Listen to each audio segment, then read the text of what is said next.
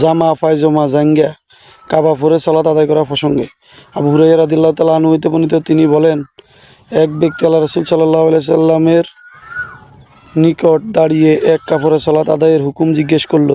তিনি বললেন, তোমাদের প্রত্যেকের নিকট দুইখানা করে কাপড় আছে। অতঃপর এক ব্যক্তি ওমর রাদিয়াল্লাহু তাআলা আনহুকে জিজ্ঞেস করল। তিনি বললেন, আল্লাহ যখন তোমাদের সামর্থ্য দিয়েছেন তখন তোমরা নিজেদের সামর্থ্য প্রকাশ করো। লোকেরা পুরো ও পোশাক একত্রে পরিধান করে, অর্থাৎ মানুষ লুঙ্গি ও চাদর, লুঙ্গি ও পায়জামা, লুঙ্গি ও কেবা, পায়জামা ও চাদর, পায়জামা, জামা ও পায়জামা, কেবা, জাঙ্গিয়া, কেবা, জাঙ্গিয়া ও জামা পরে সালাত আদায় করে। আবু হুরায়রা রাদিয়াল্লাহু তাআলা আনহু বলেন যে, আমার মনে হয় যে ওমর রাদিয়াল্লাহু তাআলা আনহু জাঙ্গিয়া ও চাদর কথাও বলেছিলেন। হাদিসটি সহিহ বুখারীতে 365, 358 রয়েছে।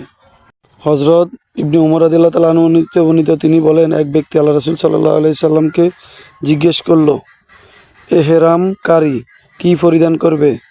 তিনি রাসূল সাল্লাল্লাহু আলাইহি সাল্লাম বলেন, সে পায়জামা পরবে না, পায়জামাও পরবে না, জামাও পরবে না, জাফরান ও ওয়ারস রঙের রঞ্জিত কাপড় পরবে না, আর জুতা না ও ফেলে মোজা পরবে, তবে তা ও সতর্ক করে পায়ের গিরার নিচ পর্যন্ত নেবে। নাফি রহমতুল্লাহ আলাইহি ইবনে উমর রাদিয়াল্লাহু তাআলা আনহু সূত্রে নবী সাল্লাল্লাহু আলাইহি সাল্লাম হইতে অনুরূপ হাদিস বর্ণনা করেছেন। হাদিসটি সহিহ বুখারীতে 366 নম্বর রয়েছে। হযরত আবু সাঈদ আল খুদরি রাদিয়াল্লাহু তাআলা আনহু হইতে বর্ণিত, তিনি বলেন, রাসূল সাল্লাল্লাহু আলাইহি সাল্লাম ইস্তেমালের সম্মা এবং ও কাপড়ের ইয়াতিবা করতে নিষেধ করেছেন, যাতে তার ও লজ্জাস্থান কাপড়ের কোনো অংশ না থাকে।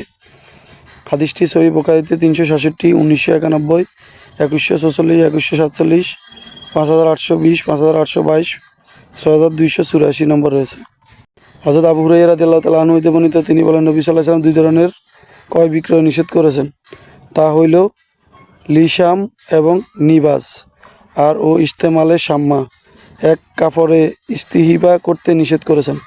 হাদিসটি সহিহ বুখারীতে 368, 384, 584, 588, 1993, 2145, 2146, 5819, 5821।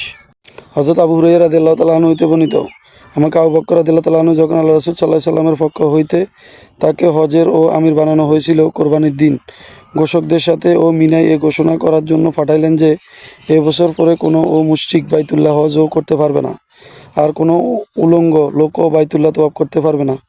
হুমায়দ ইবনে আব্দুর রহমান রহমতুল্লাহ আলাইহি বলেন, অতঃপর রাসূল সাল্লাল্লাহু আলাইহি ওয়াসাল্লাম আলী রাদিয়াল্লাহু তাআলা আনহুকে আবু বকর রাদিয়াল্লাহু তাআলা আনহুর পিছনে প্রেরণ করে আর ও তাকে সূরা বারাআতের প্রথম অংশ ঘোষণা করার নির্দেশ দেন।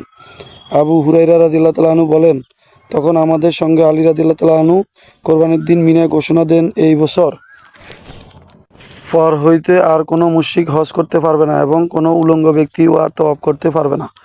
হাদিসটি সহিহ বুখারীতে 369, 1622, 3177, 4363, 4655, 4656, 4657 নম্বর রয়েছে।